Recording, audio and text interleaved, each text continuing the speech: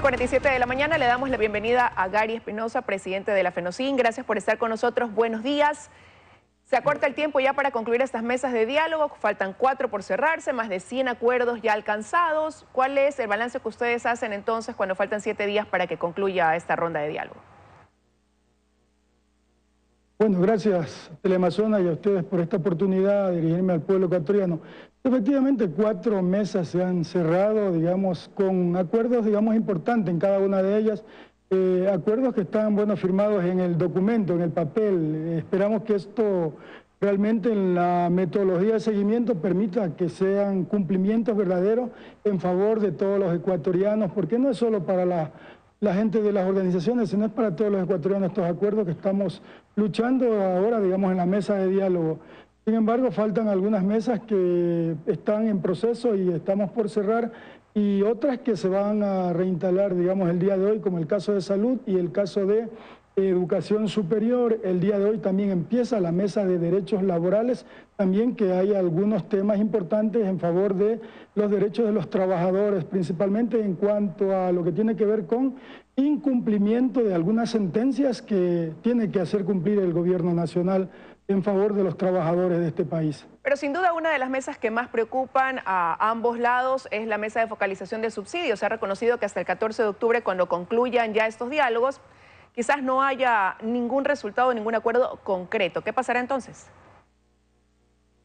El día de ayer en la mesa de coordinación, donde está justamente el gobierno, las organizaciones y la conferencia episcopal, hemos hablado de este tema y justamente nuestros técnicos que están delegados a la mesa técnica de focalización nos han informado el hecho de que es imposible llegar a acuerdo. El gobierno se cierra la banda, el gobierno no quiere acuerdo en este tema porque quiere privilegiar a los que siempre han recibido, digamos, el privilegio de tener precios focalizados, precios con subsidio, en este caso gasolina y diésel. En el caso de los camaroneros, los grandes camaroneros, los grandes de la flota pesquera, de atuneras, etcétera, etcétera, que reciben subsidio. Y eso es que tiene que decir el gobierno nacional, que por qué exige y reclama y defiende a los que más tienen, a los más ricos, en vez de privilegiar, digamos, a los que menos tenemos. ¿Por qué dicen que quieren privilegiar a los que más tienen? Porque eso se ha dicho en la mesa técnica, justamente, que se debe mantener el subsidio a este sector importante de este país que genera empleo, que genera, digamos, divisa, pero sin embargo, pues son gente que tiene, digamos, buenos ingresos y que el espíritu de la focalización es favorecer a los que menos tienen, es decir, a los productores agropecuarios pequeños. Pero no había un preacuerdo en base a eso, más bien el tema no era técnico, no había este preacuerdo de que los agricultores tengan, digamos, un pago diferenciado para sus herramientas de trabajo que funcionan con combustible, el transporte, por ejemplo. ¿No había un entendimiento sobre esto ya? Había un entendimiento, pero sin embargo quieren meter, digamos, a este sector de mayor ingreso que también tengan subsidios. Lo que ustedes quieren es que a este sector camaronero lo saquen de los subsidios. Indudablemente, no queremos que... ¿Pero por qué? Porque... Si focalizan en el otro lado, en el que ustedes han estado defendiendo, si se mantiene con el camaronero... Estamos hablando de gente que tiene 250 hectáreas de camarón para arriba, o sea, estamos hablando de gente que tiene grandes ingresos. Nosotros queremos que se subsidie también a los camaroneros, pero que sea máximo hasta 75 hectáreas.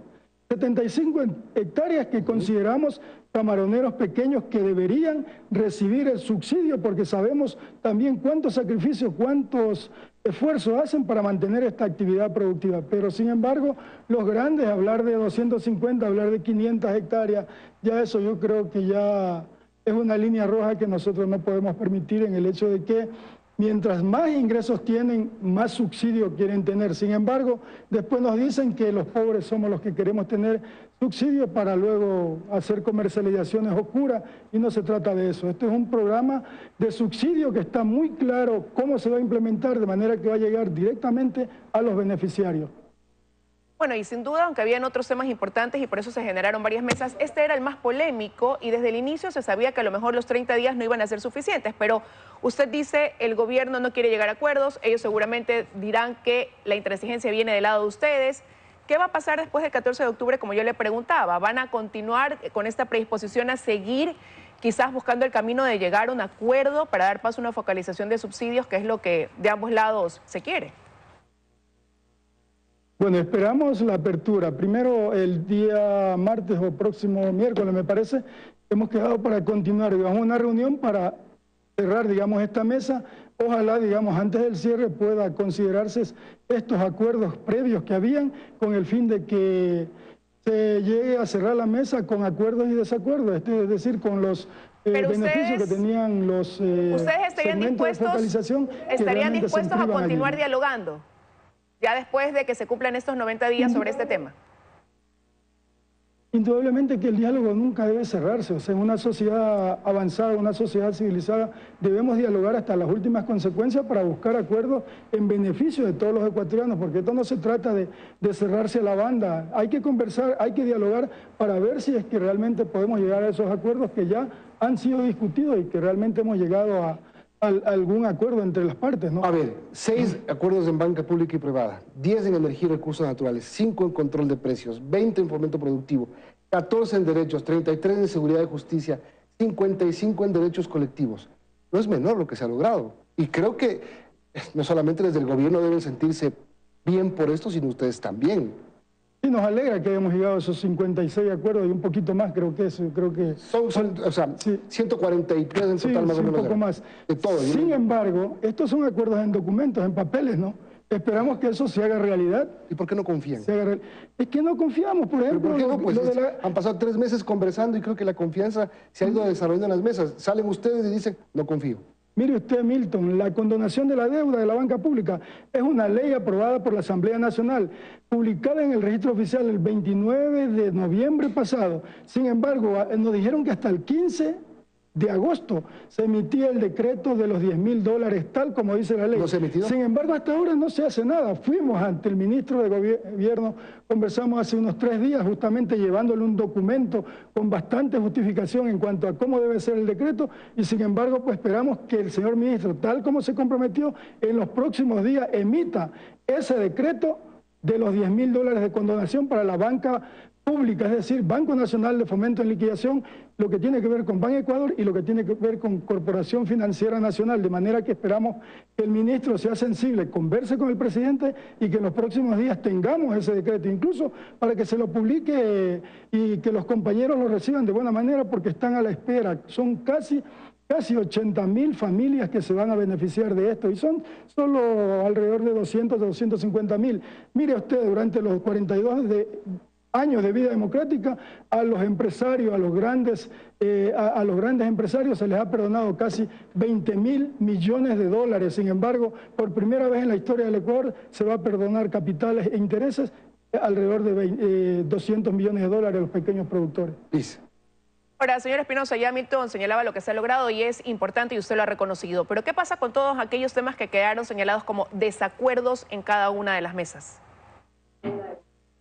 Eso, vamos a seguir insistiendo en la medida de las posibilidades, porque el hecho de que no haya mesas no significa que no vamos a exigir a los ministerios. Vamos a seguir igual, como por ejemplo este caso de los caminos vecinales, que fue un ofrecimiento del presidente de la República.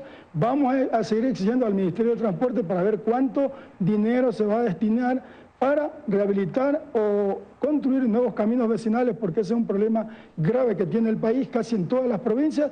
Aspiramos que el gobierno diga, vamos a invertir estos 200 o 300 millones de dólares en caminos vecinales y que se lo haga vía emergencia en convenio con los diferentes gobiernos provinciales que existen en el país para tener, digamos, ese beneficio de manera directa para los campesinos y los productores agropecuarios. Ahora, el señor Issa decía que todo lo que se haya logrado como consenso será expuesto en una reunión que tendrán con todas las bases indígenas.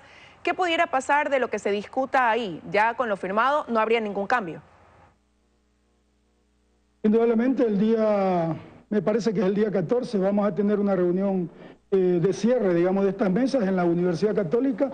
Esperamos ahí estar todas las organizaciones y realmente que allí se le diga a todo el pueblo ecuatoriano, al mundo, digamos, los acuerdos que se han llegado y los desacuerdos, con el fin de que todo el mundo conozca de este proceso, porque justamente iniciamos de manera pública y debemos terminar de manera pública. ¿Por qué después de lograr estos 140 y pico de acuerdos todavía persiste una amenaza de que puede haber un paro? No amenaza, sino que lo que queremos es que el cumplimiento, si hemos firmado acuerdos, debería haber el cumplimiento, como por ejemplo este ejemplo de la banca, de la condonación de la deuda. Del 14 de octubre, ¿hasta cuándo esperan ese cumplimiento ustedes?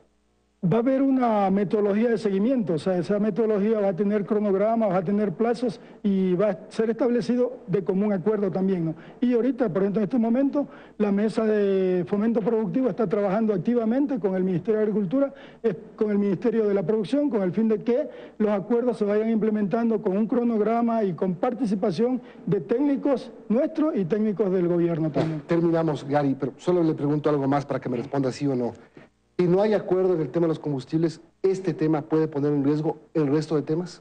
De ninguna manera, solo es el tema de la mesa de los combustibles que seguiremos buscando alternativas para focalizar realmente a nuestros compañeros. Gracias. Gary Espinosa, presidente de la FENOCIN, gracias por acompañarnos y seguiremos dando seguimiento a las mesas de diálogo. Vamos a despedir, son las 7:58. Liz, buen feriado para todos ustedes. Nos vemos al mediodía contigo, en la noche conmigo y el lunes noticieros normales. Sábado y domingo, obviamente, también. Así es, de mi parte también les deseo un feliz feriado. Ya vienen las noticias de la comunidad. Que tengan un buen día.